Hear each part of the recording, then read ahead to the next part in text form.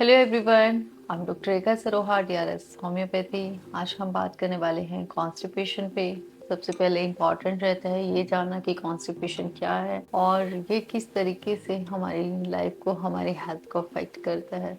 Constipation का मतलब ही होता है कि डिफ़िकल्टी इन पासिंग स्टूल, या फिर आपको बहुत ही हार्ड स्ट्रेनिंग के साथ में स्टूल रिमूव करना पड़ता है। कॉन्स्टिपेशन का हमेशा मतलब नहीं होता है कि ड्राई हार्ड स्टूल ही होगा। कभी भी जब भी आपका बॉल मूवमेंट जो होता है वो हफ्ते में 3 बार से अगर कम होता है तो यूजली हम इसको एक कॉन्स्टिपेशन का नाम दे देते हैं। तो कॉन्स्टिपेशन के पीछे बहुत सारे रीजंस होते हैं, जिसमें से सबसे बड़ा रीज़न ये रहता है कि आपकी अगर डाइट के अंदर और फाइबर्स अगर कम होगा तो आपको कॉन्स्टिपेशन होने के चांसेस बढ़ जाते हैं। अगर आपका फ्लूइड इनटेक बहुत कम है या कुछ केसेस में डिहाइड्रेशन अगर होता है तो भी कॉन्स्टिपेशन आ जाता है। कई बार बहुत सारी मेडिसिन ही इसके लिए रिस्पॉन्सिबल होती हैं, जैसे कि अगर आपका पेन किलर्स का इनटेक बहुत ज़्यादा है या एंटी डिप्रेसेंट जो मेडिसिन है तो इनके कारण से भी कॉन्स्टिपेशन होता है।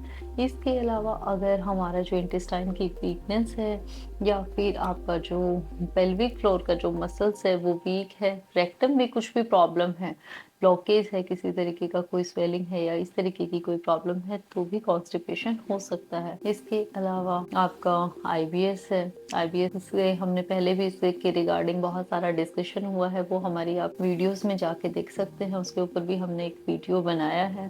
डायबिटीज है, प्रेगनेंसी है, ये भी कुछ ऐसी हेल्थ कंडीशंस होती हैं जिनके कारण से आपको कॉन्स्टिपेशन हो सकता है। कॉन्स्टिपेशन कई बार 2-3 दिन के लिए अगर होता है तो उसके लिए आपको कुछ भी नीड नहीं होती है। अगर आप अच्छा हाई फाइबर डाइट लेते हैं, अच्छे से फ्लूइड इनटेक वगैरह बढ़ा देते हैं तो आपका कॉन्स्टिपेशन रिमूव हो जाता है। लेकिन अगर कभी भी आपका कॉन्स्टिपेशन जो है वो 2-3 महीने से ज्यादा हो जाता है, स्टूल पास करते वक्त बहुत पेन रहता है या बहुत लंबे टाइम तक अगर आपको पेन रहता है, कोई भी इसके अलावा आपका स्टूल में अगर ब्लड आता है या फिर आपको पास करने में बहुत एक्सट्रीम पेन होता है तो मैकेनिकली स्टूल पास करने तक की नौबत आती है, तो ऐसे में आप डॉक्टर को जरूर से जरूर दिखाएं। इसके साथ ही यही सारे सिम्टम्स हैं जिनके बेसिस पे हम जान सकते हैं कि कॉन्स्टिपेशन जब भी कभी होगा तो आपको नोट करना है कि अगर आपको हफ्ते में 2 से 3 बार ही मोशन होता है या मोशन को जो फीलिंग होती है वो अनफिनिश्ड फीलिंग रहती है, फीलिंग होता है कि रेक्टम की फुलनेस है या रेक्टम ब्लॉकेज फील हो रहा है, हार्ड लंपी स्टूल होता है, तो इस तरीके के अगर सिम्टम्स होते हैं तो ये कॉन्स्टिपेशन होने के संकेत रहते हैं। कई बार इतना कॉन्स्टिपेशन हो जाता है कि हम लोगों को उसको मैकेनिकली तक रिमूव करवाना पड़ता है, तो ये भी कॉन्स्टिपेशन के सिम्टम्स हो सकते हैं। इसके साथ साथ हमने ये सवाल आता है कि कॉन्स्टिपेशन अगर होता है तो इसको ठीक कैसे किया जा सकता है, प्रिवेंट कैसे किया जा सकता है। अगर आप अपनी डाइट के अंदर बहुत अच्छे से फाइबर डाइट रखते हैं और फ्लूइड का इंटेक बहुत अच्छा रखते हैं तो आप कॉन्स्टिपेशन को दूर कर सकते हैं। इसके लिए बहुत इंपॉर्टेंट होता है अच्छा एक्टिव हेल्दी लाइफस्टाइल, एक्सरसाइजेस वगैरह आपको रूटीन में करना चाहिए।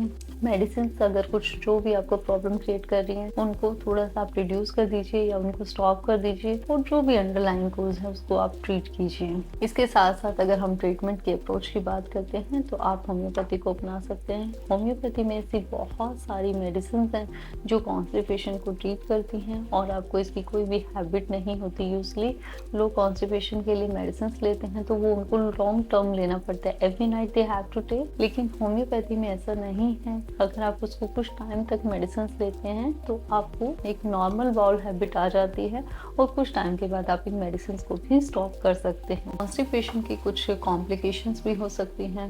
वैसे बच्चों के केसेस में भी पेट में बहुत दर्द रहता है और बहुत सारी बार कॉन्स्टिपेशन के कारण से उनका वेट गेन नहीं हो पाता, इस तरीके के कई हेल्थ इश्यूज आते हैं, तो इससे में इसको ट्रीट जरूर करना चाहिए। ऐसे में आप होम्योपैथिक मेडिसिन से उसको आप पूरी तरह से ठीक कर सकते हैं। इसके अलावा कई बार इसकी बहुत सारी कॉम्प्लिकेशंस देखने को मिलती हैं।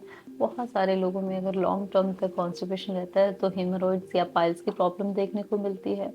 बहुत सी बार रेक्टल प्रोलैप्स भी हो सकता है कुछ केसेस में, या फिर एनल फिशर्स भी, कट लग जाता है जिसमें आपको ये बहुत ही पेनफुल कंडीशन होती है, स्टूल पास करने में हमेशा ही पेन होगा।